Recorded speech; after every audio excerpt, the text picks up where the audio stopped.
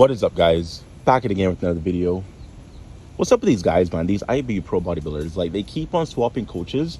Like, this is going to be the big change that they need in their physique and their placings and their results. Like, let's talk about James real quick. So James Hollingshead. So this guy, I've got a friend helping me now. It's not Chris right now because I needed quite honestly, I need someone on home turf. Yeah, that's fair, dude. Need someone here who can drive and look at me in person, grab my skin in person, see the fullness in person, see the performance in the gym.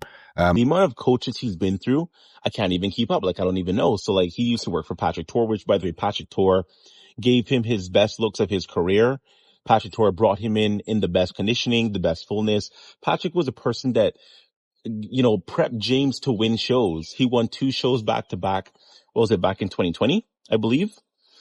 And then going on to Olympia, having his highest Olympia place. I believe he was 11th that year, perhaps 11th. He was around there. But for some reason he stopped working with Patrick. And then James just spent years like swapping coaches to where he's now working with Chris Tuttle. So Chris Tuttle, for his last show, didn't really do too well because James didn't even make it in top 5.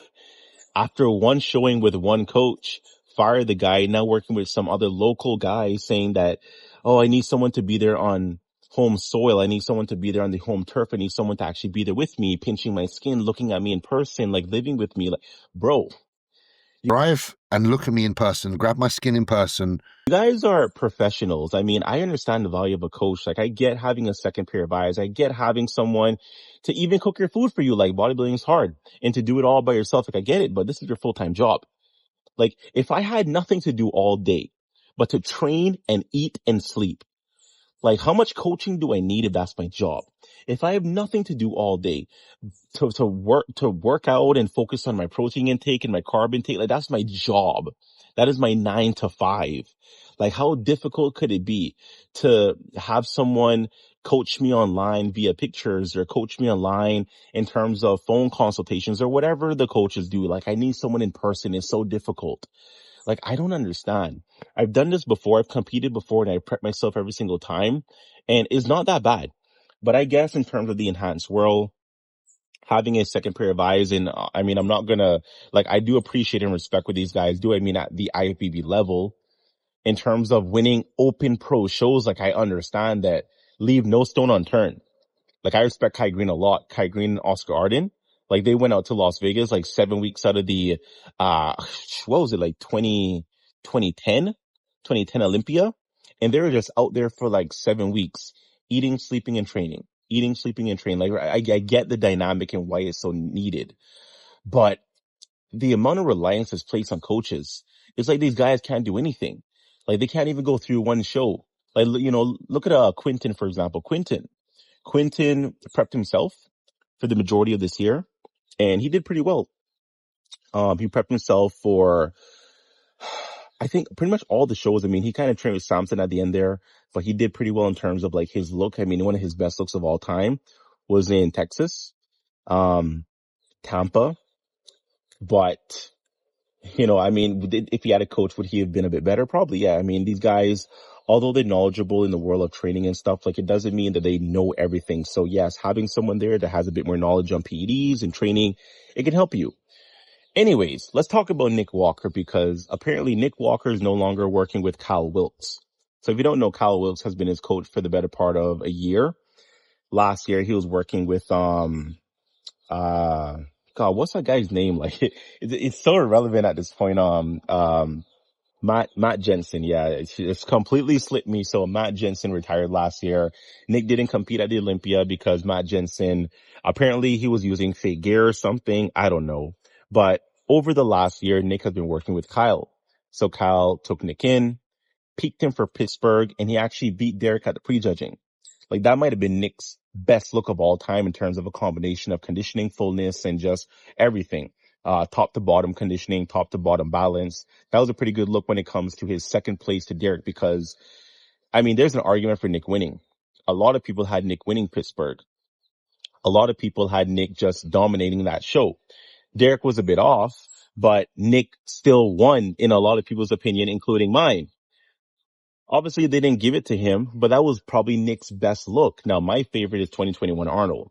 But in terms of the wider fan base of bodybuilding, they might consider that Pittsburgh was his best look. So Pittsburgh was a success. About a week or two later, compete at the New York Pro. He won that as well under Kyle Wilkes' guidance. And that was also a very, very good showing. Fast forward to Olympia 2025, Nick just completely bombed. And he did not look good at all, especially at prejudging. He came out better at finals, but it wasn't enough to place any higher than 6. And honestly, 6th place was a gift. I personally thought that Brandon Curry could have beat him. Brandon, who came 7th, looked better in terms of just size in certain poses, in terms of just maybe not conditioning, but just better shape and better presentation. He looked a bit fuller than Nick, but they gave Nick 6th place, which 6th in the world is still great. Like, calm down. Like, we've had guys like Kai Green who come in, place 4th, and then place 7th, and then come back and place 2nd. And like, you're gonna have placings up and down. We've had guys like Dexter Jackson win the Olympia, then place 3rd, and then place 5th, and then place 4th. And then we have guys like Jay Cutler. Like, Jay Cutler's last Olympia, he placed 6th, 7th? You know, like, placings are not always going to be in the top 5, but Nick had one bad showing, which 6th in the world is not that bad. And then just all of a sudden, he's not working with his coach that brought him in the best look of all time, mind you. Pittsburgh, 2nd place at Derek, not bad. In some people's mind, he actually won that show. In my mind, he won that show. In a lot of people's mind, he won that show. In Tyler Mannion's mind, he won that show. He didn't take home the victory, but Nick has had his best look with his coach. So apparently, there's no official statement, but shout out to Even Bodybuilding. I think he's the one that broke this news. Nick Walker potentially is not working with Kyle Wilkes anymore. And the evidence for this is that Nick is not following Kyle on Instagram, and Kyle's not following Nick on Instagram. Or should I say not anymore? They were following each other, now they're not. So why would someone who, they're friends, right? They've been friends for a long time. This isn't just a client and coach relationship. This is very much, they've known each other for decades. They've known each other, even before this whole, Matt Jensen debacle. So they have a long-standing history with each other. For them to not follow each other, it must be pretty bad. So Nick is probably just pissed. I mean, pissed. Like, coming in 6th at the Olympia, which 6th is a good placing, by the way. Coming in 6th, he's probably upset because he thought he was going to win and come in here and just mop the floor with everyone. Martin beat him when he beat Martin at Pittsburgh, but Martin at Pittsburgh, he was off. Martin at the Olympia was on. Like, you need to be rational with things.